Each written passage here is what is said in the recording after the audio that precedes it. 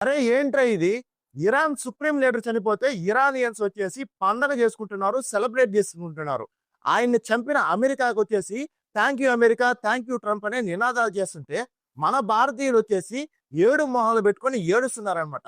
ఇదైతే నాకు అస్సలు అర్థం కాలేదు. ఖమేని చనిపోవాలని ఆ దేశ ప్రజలే కోరుకున్నారు. ఎందుకంటే ఆయన వచ్చేసి మహిళలకు ఆపోజిట్ గా చాలా కఠినమైన లాస్ తీసుకొచ్చాడనమాట.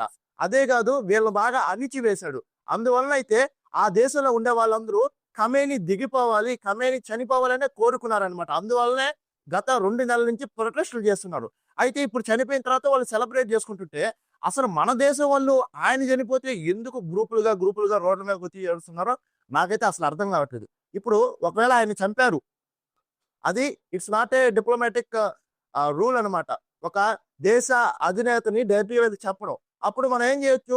రోడ్ల మీదకొచ్చి ప్రొటెస్ట్ చేయొచ్చు. అంతేగాని ఈ వంతన ఏడవాల్సిన అవసరం ఏంటో నాకిప్పటికీ అర్థం కావట్లేదనమాట. నాకు తెలిసి ఈ ఏడ్చే వాళ్ళలో 90% మందికి ఖమేని అంటే ఎవరో కూడా తెలిసుండదు చనిపోక ముందు. ఇరాన్ అనే దేశం ఎక్కడుందో కూడా వరల్డ్ మ్యాప్‌లో తెలిసున్నదనమాట. ఎవరో ఒకడు పెద్దోడు ప్రలోభ పెట్టడం వల్ల వీళ్ళందరైతే ఏడుస్తున్నారు. బట్ వీళ్ళందరూ ఏడ్చే వాళ్ళందరికి నేను చెప్పేదేంటంటే, అతనేం అంత మంచివాడు కాదనమాట మనం ఏడవడానికి. అతను చాలా అకృత్యాలు చేశాడు. అందువల్ల అమెరికా చంపిందనమాట. వాళ్ళ ప్రజలే సంతోషిస్తుంటే మనం ఎవరు ఏడవడానికి?